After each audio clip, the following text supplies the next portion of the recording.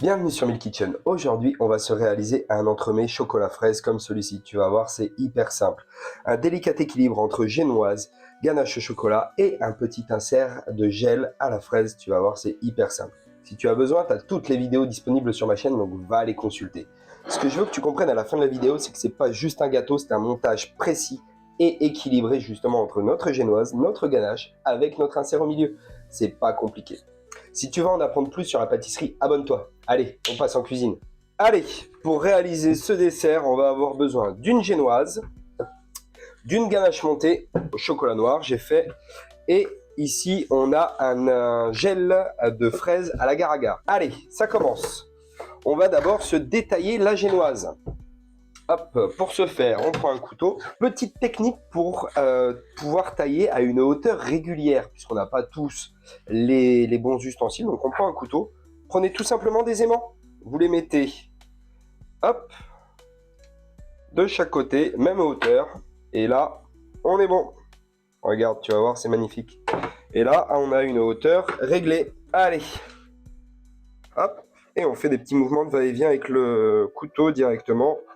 Ça va suivre en tournant légèrement.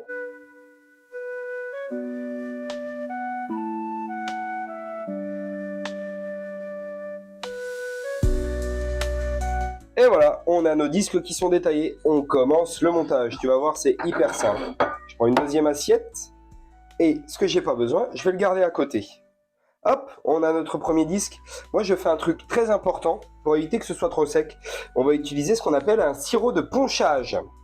Tout simplement, c'est un mélange sirop pour faire le sirop sucre-eau. On choisit la dose qu'on veut. On peut mettre des petits arômes dedans, sans aucun souci. Et on va venir imbiber notre génoise, tout simplement. On peut prendre un petit pinceau comme je suis en train de faire, sans aucun souci. Hop. Sinon, il existe des petites poires où on peut mettre le sirop directement dedans pour venir asperger notre génoise. C'est très pratique aussi. Voilà. Et on va venir maintenant masquer, c'est-à-dire étaler notre ganache montée tout simplement. Pour ça, je prends ma spatule et on va venir chercher directement. Hop. On va venir se faire un beau disque. Hop. N'hésitez pas à garder un petit pot avec de l'eau juste à côté. Je prends une eau tiède justement pour que ma ganache soit plus facile à travailler et à étaler. On ne cherche pas à faire de grosses épaisseurs puisqu'on va mettre un insert à l'intérieur, d'accord? Hop. Et voilà. Et là, je prends ma poche à douille avec mon gel. J'ai fait à la spatule pour ma crème montée, pour ma ganache montée. Si vous avez suffisamment de poches à douille à la maison, moi j'en ai qu'une, c'est pour ça. Utilisez plusieurs poches à douille, vous allez voir, ce sera très pratique.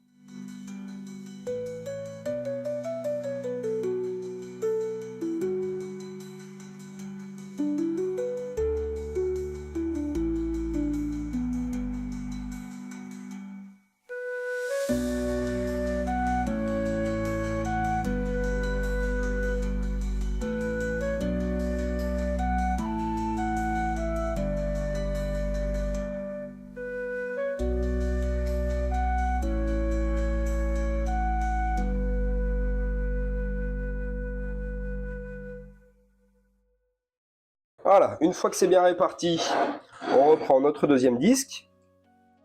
On va l'imbiber bien des deux côtés. Pareil, hein, toujours même système.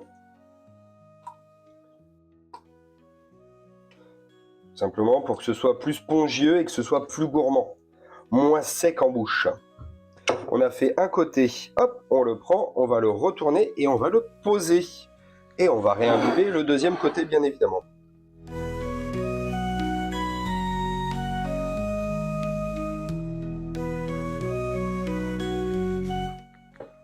Et on répète la même opération, tout simplement.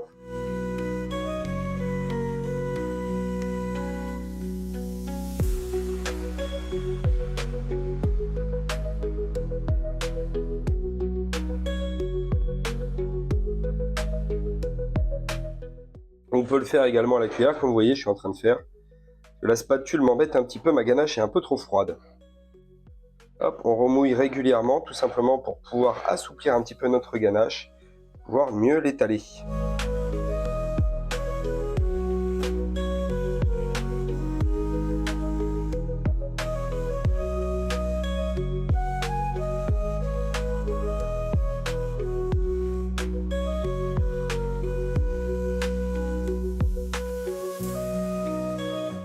L'important, c'est de répartir le plus plat possible. Ok? Et voilà, une fois que ça c'est fait, on va tout simplement remettre le troisième disque par-dessus. Et s'il nous reste de notre ganache, tout simplement, on va venir délicatement, pour faire propre, se masquer le tour, comme ceci.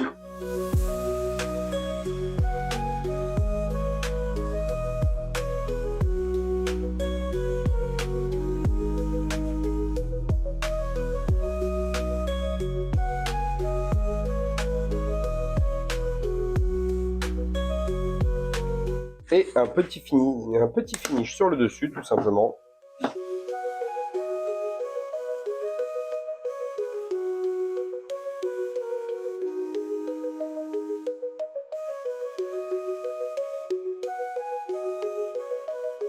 Et voilà, maintenant toi aussi, tu as vu comment monter un entremets avec une génoise simplement. Si tu as un peu plus d'appareil, tu peux faire un pochage sur le dessus sans aucun souci, avec ta poche à douille, des douilles un petit peu stylées et tout ça, pour mettre un petit peu plus de relief. Moi malheureusement j'en avais pas assez, et c'est pas grave, hein. On fait avec ce qu'on a, hein, c'est le but du jeu. Donc du coup, j'ai trouvé des solutions pour réadapter tout simplement avec ce que j'avais à ma disposition. C'est ça qu'il faut retenir. Les erreurs les plus fréquentes sur ce type de dessert que tu peux rencontrer, tu vas voir, c'est pas compliqué. C'est surtout au niveau du montage. Ok, c'est là le point le plus important. Pour les autres techniques, ben, tout est expliqué dans les vidéos de toute façon, donc ça, tu n'as plus qu'à aller checker et voir ce que ça donne. Ok? Le point le plus important à retenir, c'est vraiment le montage. Donc, c'est-à-dire, il faut réussir à avoir une coupe la plus régulière de notre génoise. C'est pour ça que je t'ai donné le petit tips des aimants pour avoir une hauteur stable et qui ne bouge pas et avoir des tranches les plus plates possibles. Deuxième étape, ça va être au moment où on va mettre notre appareil à l'intérieur, notre masquage, comme on a fait avec notre ganache montée et après notre insert, notre gel fruits rouges, fraise, pardon. C'est tout simplement essayer d'être le plus plat possible. En général, tu vas souvent avoir la fâcheuse tendance à avoir le milieu qui va être assez bombé et les bords très plats. Il faut réussir à corriger cette erreur-là. C'est ça qui va faire en sorte que ton montage va tenir correctement et que tu vas avoir un gâteau très bien structuré. Pas tout au milieu et rien sur les bords. C'est pas le but recherché. Le but du jeu, c'est qu'on ait une couche bien répartie entre chaque layers, entre chaque couche. Ok, bien évidemment. Voilà. Et dernier point qui peut être un peu important à retenir aussi, c'est pour ça que moi j'aime bien l'utiliser, c'est le sirop de ponchage tout simplement. Parce que notre génoise peut avoir tendance à être un petit peu trop sèche. Donc si on a des appareils comme ici notre ganache montée au chocolat, qui est quelque chose de très ferme et qui ne va pas forcément rapporter d'humidité dans notre génoise, la génoise va être très sèche. C'est pour ça qu'on utilise un petit sirop de ponchage pour éviter ce phénomène-là. Ça va ramener de l'humidité et ça va assouplir un peu plus notre génoise. Si tu fais attention à ces points-là, tu vas réussir tes gâteaux montés comme ça sans aucun souci. Avec cette base, tu peux réaliser tout type de gâteau monté. Du basique comme ça à une pièce montée avec un peu plus de technique et de maîtrise bien évidemment, mais c'est la même base de structure. Si tu comprends ça, tu peux tout faire. Et avec ça, tu peux créer tous les entremets que tu veux. Tu peux décliner de tellement de façons différentes, c'est ça qui est génial. Tu n'es pas obligé de suivre une recette de base. Tu peux juste prendre les bases que tu veux, t'en inspirer et les utiliser comme tu souhaites. Si tu veux comprendre la pâtisserie plus en profondeur, abonne-toi. Ici, on ne suit pas de recettes, on apprend à les comprendre. Allez, bon app!